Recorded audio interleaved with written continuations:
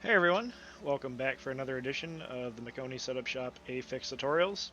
This week we're looking at the Pocono Raceway, so strap in and let's get to it. A few things to go over for this video in terms of driving and technique, especially on this new build that I want to get into, but first and foremost, definitely shifting into 5th gear down the front straightaway, downshifting into 4th. Because I'm solo car, I'm using 4th gear throughout both of these back straightaways. However, I do think in the draft, you're going to be shifting into 5th. I'm not sure how strong the draft is going to be with this new update. I haven't tried it yet. The new tire, interesting to see what it'll do in a long run, but it actually feels a lot more responsive. The car feels kind of floaty to me, but I also feel pretty similar to, say, the older Cup car where you really had to manage your tires and manage the gas. I did a couple runs before this one that I'm demonstrating, and especially coming off of 3, I found that if I got on the gas too hard too soon, it really wanted to come around quickly. All right, and getting loose in this car is not something that you want to do. However, unlike previous attempts in the past, especially for me, um, before when I would get loose in the old car or the old tire model, it felt like I had zero chance of saving it. I could swat flies for a minute, but eventually I was going to spin it out. It just kind of prolonged how I spun it out. I do not use a direct drive wheel, and I've seen a lot of pros that have direct drive wheels really save this car, and it's like unbelievably, how do you do it? I could never do that. A couple runs, a couple times during a few runs earlier, I got loose and almost kind of power drifted off the corner. So seems to be a little bit of promise there, but at the end of the day, you really want to take care of your tires and manage your tires. I don't think that's ever going to change.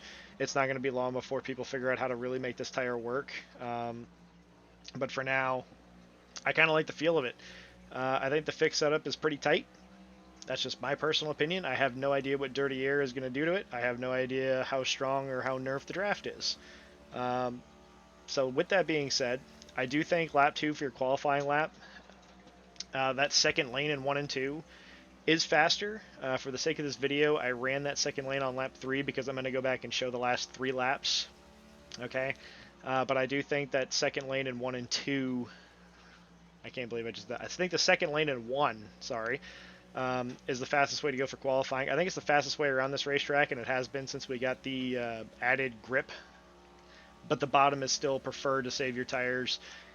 You get a much straighter shot off, in my opinion, just the way you run the bottom if you make that big wide arc that I like to use, just like this here. Uh, I find that there's actually a little less wheel input coming off the corner. Okay, you just slow down a little more through the center because there's less banking, a little less grip. You don't burn your tires off as much. The tunnel turn, all timing. Okay, a little bit of brake to set the nose. You want to make sure you get down onto that yellow line. That's about the only corner that I really aim for the yellow line.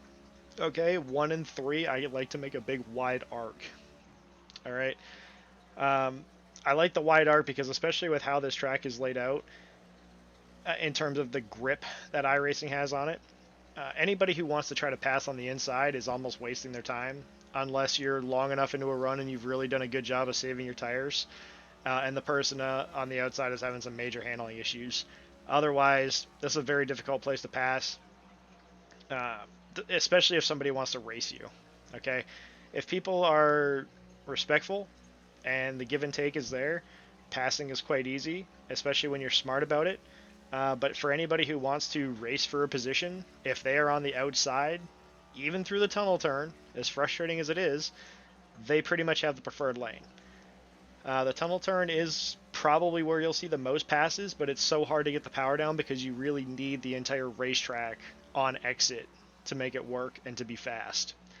Okay, if you hit turn 3 right, you can feel the grip on the yellow line, but if you get into the gas too soon and have too much wheel input, you get loose and you give it all back to the guy on the outside, and chances are they're going to have all the momentum in the world because this straightaway is long as heck.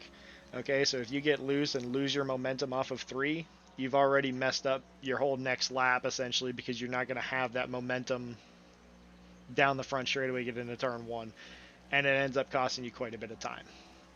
Okay, a lot of Pocono to me is just taking care of your stuff. It's so easy to try to race people here. The more you race people, the more time you're going to lose. Okay, this is a racetrack where you make your most time not running side by side, okay? Especially in the tunnel turn. Even if you're faster than a guy, you got to find a way to set them up, okay? Preferably, I know I said the tunnel turn is probably the place you're going to see the most passes, but for me personally, when I've raced here, um, trying to get a good run off of 3, using the draft and having the inside into turn 1 has always been my preferred way of trying to make a pass. With this new grip update, uh, you see a lot more slide jobs, and it's the reason for that is because of all the extra grip. If a guy wants to cross you over, if he doesn't have too good of a run and you're still side by side, you're eventually going to clear him if you were already faster. Okay. Going over some marks here. Going into turn 1, this is the lap that I decided to run that second lane. I'm just pretending that that seam that separates the first and second lane is the yellow line. Mentally, that's what I'm trying to think. And you run the corner the same way. You just have that extra banking, a little more grip. You get a bigger run down the back straightaway. Tunnel turn, like I said, you want to get it right down to that yellow line. It's the only corner that I really aim for that yellow line. 1 and 3 are big arcs. Okay? You carry a little more center speed. Let the car do the work, especially in 3. Patience is going to be huge. Okay? And I'm hoping that patience is going to become a factor just about everywhere we race on this tire model. That's my hope. The people that are getting rewarded for just abusing their tires and not taking care of them, obviously it's frustrating for somebody that does take care of their tires. The last build, you pretty much had to race one way, and that was trying to keep your tires below a certain heat threshold. I have no idea if that's going to be the same case on this tire.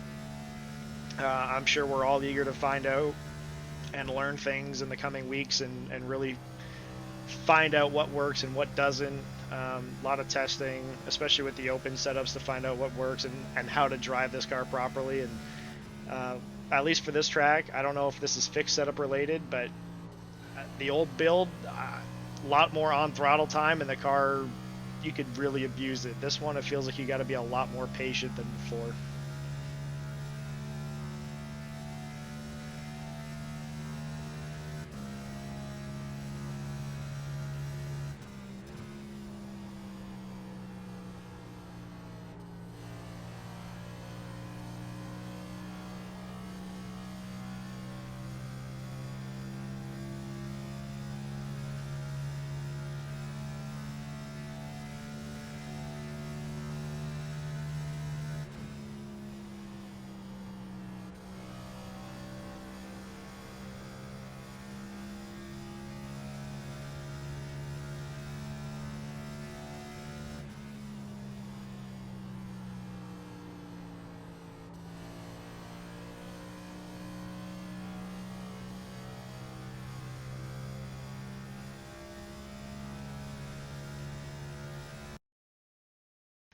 Okay, guys, a couple of things that I wanted to make note of real quick here.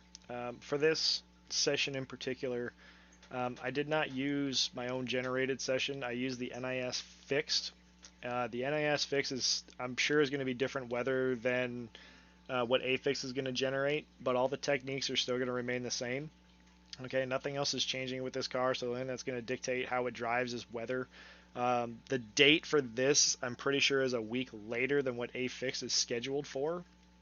And this is also a 2 o'clock start time in the session, where AFix is going to be 3 o'clock. So it's going to be a much different track temp. Could be different wind and all that stuff that goes into it. But the main purpose of these videos is to show you the technique first and foremost. The technique is always going to be the same.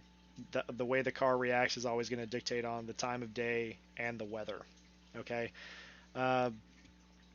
As we went through turn 1 on that last lap, I did get a little tight in that second lane, and I wanted to point out that even though I was getting tight, if you notice, I wasn't cranking wheel into it.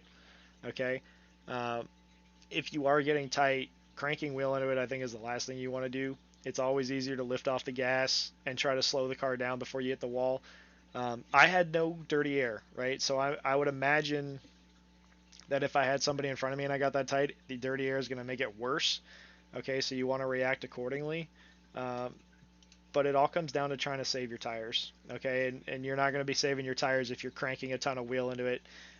If you're afraid of hitting the wall, get off the gas, maybe use a little brake. If you're fighting tight here, this is one of those places where I find that you're going to be going back and forth on the brake bias for handling because you could be loose in one end and tight in the other.